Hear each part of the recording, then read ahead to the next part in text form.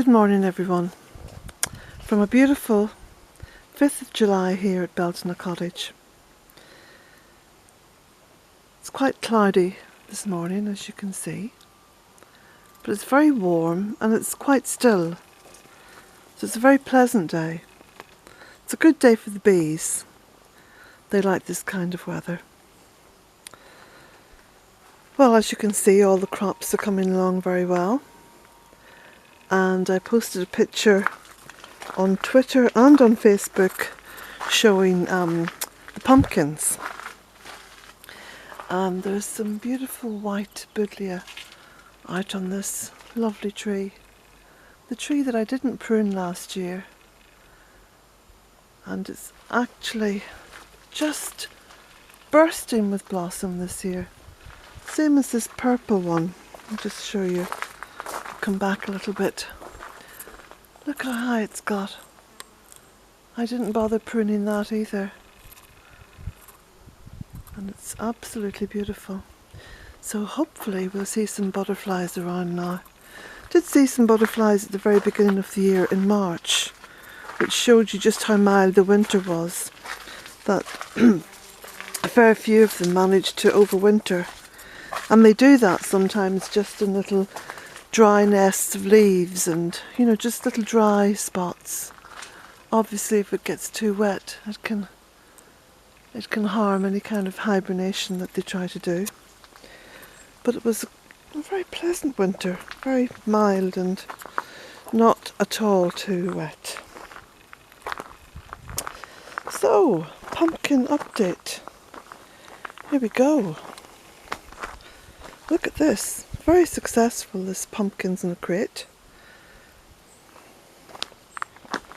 And we've got, see, pumpkins forming.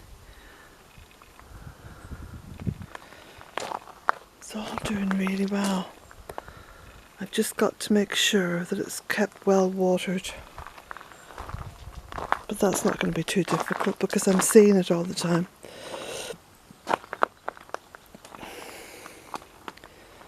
There we go. It's a very interesting experiment. Now, myself and Jack, yes Jack, I've mentioned your name. We're busy yesterday, pruning and cutting back and reopening up paths.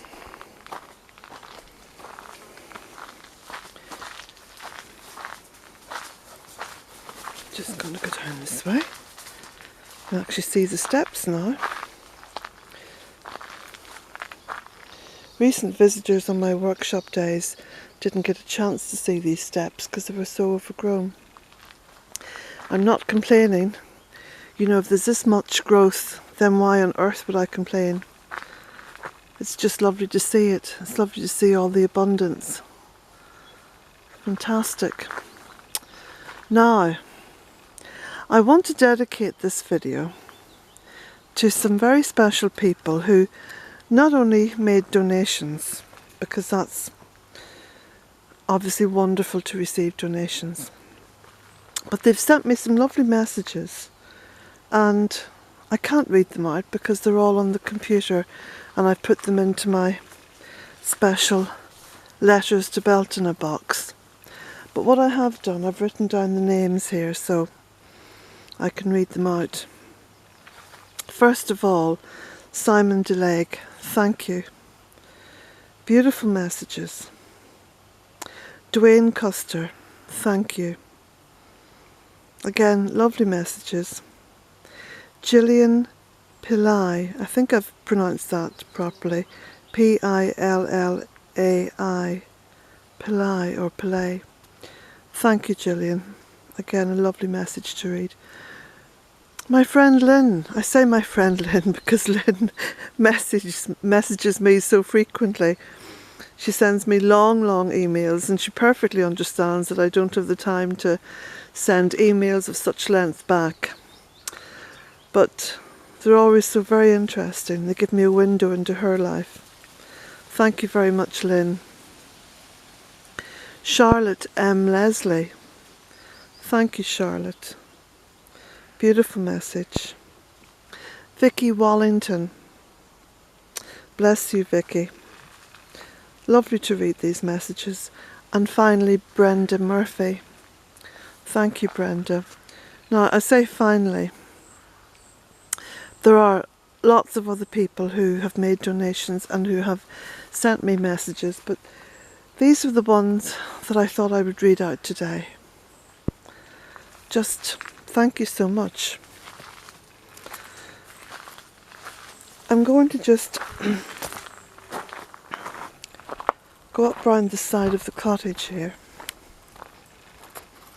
Nice smell of wood smoke coming out of the chimney up there. Just see the smoke coming out? I've just set a very small fire in the stove just to heat the water up. Because as you know, the stove in my kitchen heats all the water. And during the winter months it also does the cooking, the baking, and boils all the water for tea. The willow herb is out. But I wanted to show you, just in particular, two things. One is this beautiful white hydrangea that's growing in a big pot. Now the reason it's growing in a big pot is because it needs to have acid soil. So what I did, I actually dug up some acid soil. Where did I get that from? I think it was down near the entrance to one of the bogs, because obviously bogland is all acid soil. And a lot of the bog, you know, when it's very dry, becomes quite dusty, and you get little banks of this kind of acidy soil type dust just along the entrance to the bog. So it's thriving in that pot, a mixture of compost and acid soil. And the other thing I wanted to show you was the clematis. Now, I just planted this in the 2 tyres. Oh gosh, when did I plant it? Wasn't that long ago. April, was it? May have even been May. Anyway, it's growing from its very inauspicious beginnings. It was quite small. It's gone right up over this trellis and through the trellis, and it's now going across the top. I've just gently trained it, and it's meeting up with the other one. It's a bright green one. If I go around this side, you'll be able to see. The bright green one is also a nasturtium there. Flowered very beautifully. I've picked off some of the old flower heads just to give some strength into the new growth. And as you can see, it's come up to here and it's now winding along this way. So I'm very pleased with that.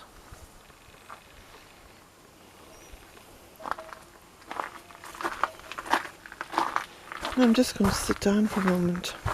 I have a little chair here, I'll show you. This is my little throne, just outside my she shed.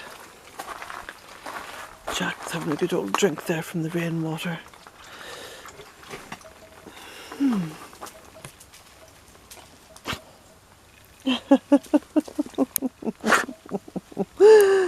What are you doing? There's a bit of water being splurted out from there, Jack. So here, I'll just give you a little close-up of the drive. You see it goes all the way down there. I'm up on quite a little hill here, you know.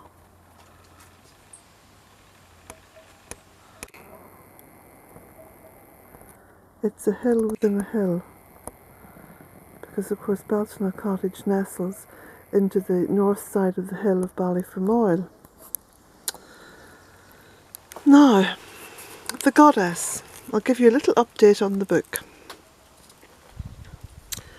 I spent the best part of a day driving up round Slieve and Erin. Now, Slieve and Erin is a very interesting mountain, because you will know from reading blogs on the website that Slieve and Erin is where the Tuatha De Danann landed. And the leader of the Tuatha De Danann was Danu, the goddess Danu. Now, from looking at Slieve and Erin, it looks to be devoid of any life. You'll see that horrible forestry has been planted up around there. But anyway, that aside, if you look from this side of Loch Allen, across the loch and up towards Slieve and Erin, you would imagine that there's nobody living up there at all.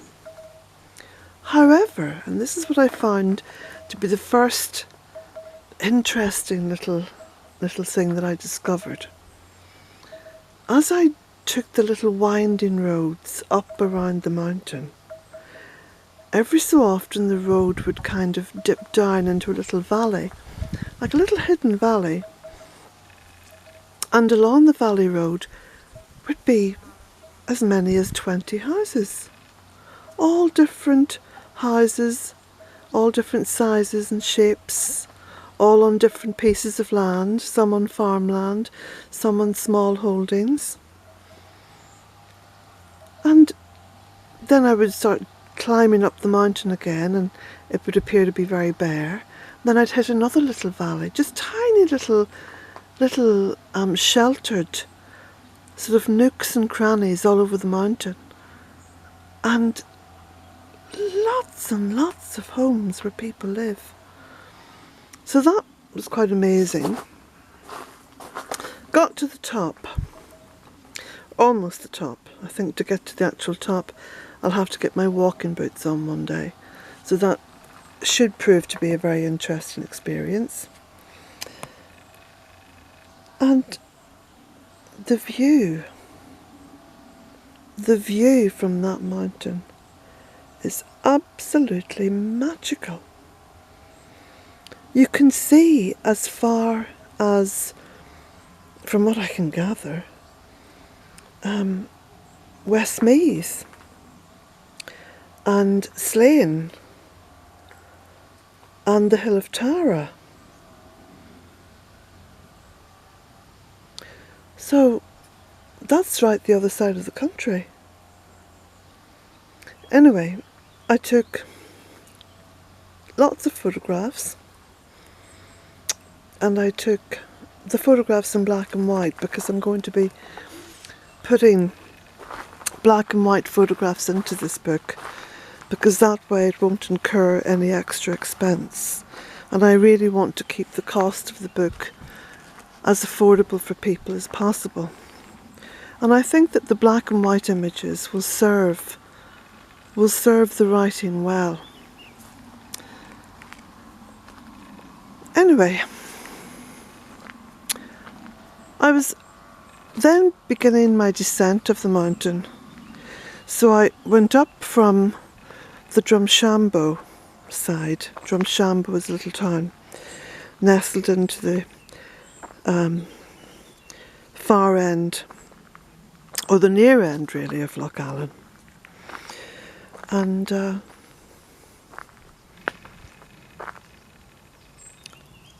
got to the top and I began my descent, and I wasn't too sure which way the road was going to lead, but it actually led me down towards, not quite Dara. Dara is a little town at the other side, or the far side of Loch Allen. And it took me to a few miles outside of there.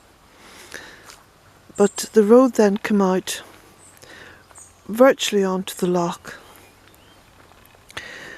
and I sat by the loch and I was thinking about what I'd seen, just trying to absorb everything and writing down a few notes. It's very important to take notes, especially for me, because my mind goes all over the place. You know, I'm just thinking and, you know, I'm chewing the cud over so many things. So I was sitting there taking some notes, and then I read them back and I thought, but that's it. That appears to be the connection. Water. Water appears to be the connection between us and the goddess. So today, I've been writing about that. Jack! Now, I'm going to go back up to the cottage and continue my writing. Come on! Because I've got lots and lots of notes. And it's a bit like doing a very complex jigsaw puzzle. I'm trying very hard to make one big picture out of this. It's so interesting. So my next little spot that I'll be visiting will be a place called the Shannon Pot. Now the Shannon, of course, is a mighty, mighty river here in Ireland.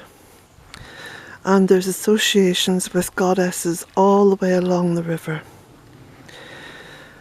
But the very beginning of the river, which is what fascinates me, is from a tiny spring well up in the hills in Cavan, which brings me full circle in a way to something that I wrote years ago about the early peoples of Ireland and how they were, in many ways, the first permaculturalists. And it was a piece of writing and photography that was taken up by Maddie Harland from Permaculture magazine, and she featured it on the Permaculture magazine website. So if you Google that, you'll find the links. So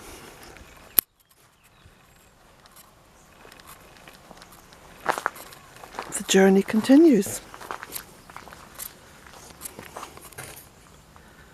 Goddess bless.